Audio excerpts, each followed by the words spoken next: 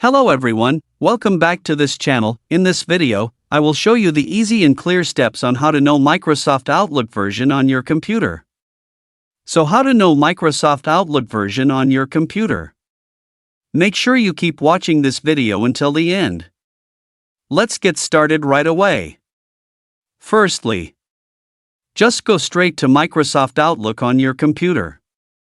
And this is the initial display on Microsoft Outlook. To find out the Outlook version, just go.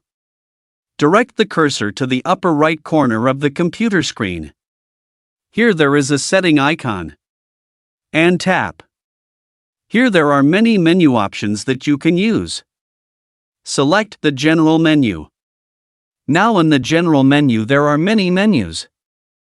Tap the About Outlook menu. Now here, besides being able to see the Microsoft Outlook version, there are also some about your Outlook. This is useful for ensuring compatibility with the latest features, troubleshooting, or adjusting settings according to the version used. So that's it, the How to Know Microsoft Outlook version on your computer tutorial. Thank you for watching. I hope this video is useful. See you in the next video.